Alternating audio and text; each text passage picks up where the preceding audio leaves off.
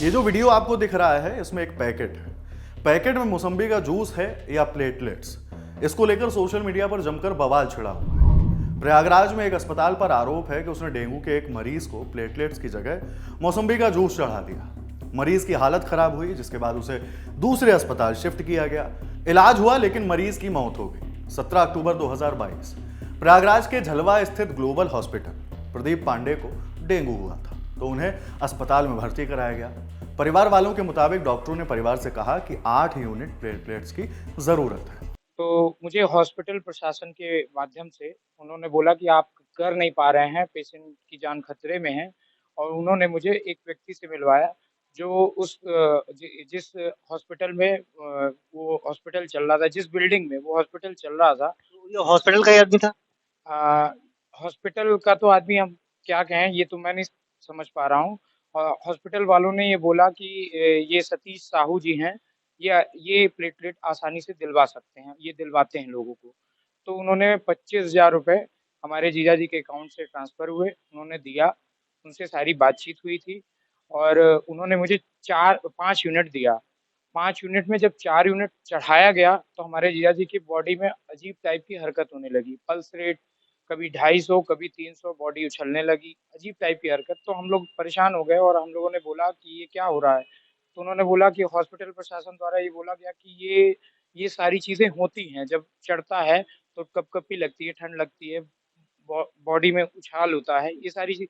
तो क्योंकि हम लोग तो डॉक्टर हैं नहीं, जो सजेशन मिला, जो न जानकारी मिली, तो मुझे लगा हो सकता है ऐसा कुछ हो। और ये सारी चीज़ जब होती रही, तो अंत में उनका हार्ट बीट एकदम घटने लगा। बहुत सारी प्रॉब्लम होने लगी उनको, उलझन, बेचैनी इस टाइप की। तो हम लोग ने तुरंत यहाँ से निकाल करके प्रयाग हार्ट केयर में एडमिट किया। वहाँ पे इनकी ब्लड टेस्ट और ये ईसीजी और सारी चीज़ रिपोर्ट आई, तो उसमें ये चीज़ खुद हुआ कि उनकी पूरे ब्लड में क्लॉटिंग हो चुकी थी। आज तक से जुड़े पंकज श्रीवास्तव की रिपोर्ट के मुताबिक मरीज की हालत लगातार बिगड़ती जा रही थी। दूसरे अस्पताल में सवाल किया गया कि मरीज को क्या चढ़ाया गया है। परिवार वालों का कहना है कि ब्लड में क्लॉटिंग हो गई थी, या कहें खून के थक्के जम गए थे। इलाज के दौरान 19 अक्टूबर को मरीज की मौत हो गई। हमारे पेशेंट की हालत खराब हुई, हम हॉस्पिटल में एडमिट किए, तो उन्होंने बताया कि आपने क्या चढ़ा दिया? तो हम लोगों ने नॉर्मली बताया कि यही चढ़ाया। और उसके बाद मेरे पास 1 पाउच बचा था, क्योंकि 1 पाउच चढ़ा देते तो हो सकता है कि तुरंत मृत्यु हो जाती।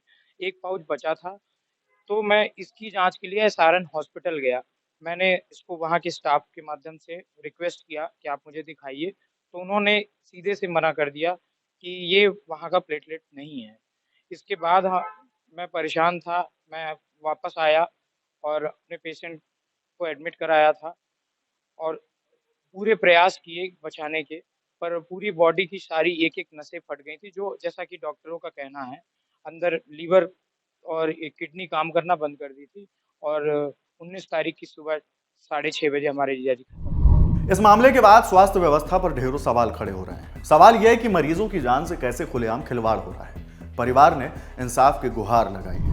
आरोप ये लगा है कि मौसम्बी का जूस है ये। जी, ये मुझे मुझे डॉक्टरों के माध्यम से ये पता चला कि लोग इसे मौसम्बी का जूस बता रहे हैं, क्योंकि अभी हाल में ही पेपर के माध्यम से मुझे जानकारी मिली थी कि ये मौसम्बी का जूस इस टाइप का गिरोह चल रहा है प्रयागराज में, जो भोली-भाली जनता के साथ इतना बड़ा अन्याय कर रही है। वहीं उप मुख्यमंत्री ब्रजेश पाठक ने मामले में ट्वीट करते हुए दोषियों पर सख्त कार्रवाई किए जाने की बात कही है। घटना के बाद सीएमओ नानक शरण का क्या कहना है वह भी सुन लीजिए। मैंने विधिवत 3 सदस्यीय टीम बना करके आज ग्लोब हॉस्पिटल को जांच कराया और जांच के दौरान मैंने पाया कि और 3 मरीज भर्ती थे और कुछ उसके कर्मचारी मौजूद थे। जांच में उस समय उनके डॉक्टर उपलब्ध नहीं थे जो डॉक्टर इलाज करते हैं। तो तत्काल प्रभाव से उनके जो प्रबंधक हैं, उनको निर्देशित किया गया कि आप जो है मरीजों को किसी अलग अस्पताल में शिफ्ट कर दिया जाए।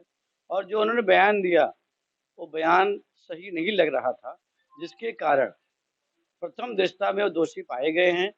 इस आधार पे उनका रजिस्ट्रेशन निलंबित कर दिया गया है तथा अस्पताल तत्कालीन प्रभाव से सील कर दिया गया है। जांच और कार्रवाई के आश्वासनों के बीच जिंदगी से खिलवाड़ की यह खबर लोगों को डरा रही है। सवाल उठ रहा है कि इस तरह के रैकेट में कौन कौन शामिल है, इन पर क्यों समय रहते कार्रवाई नहीं की गई। हाल ही में प्रयागराज के जॉर्ज टाउन थाना पुलिस ने नकली ब्लड बेचने वाले गैंग को पकड़ा था। यह गैंग कार में ब्लड बैंक चलाता था। पुलिस ने इस मामले में कई यूनिट नकली ब्लड बरामद करने के साथ 12 आरोपियों को गिरफ्तार कर जेल भेजा था।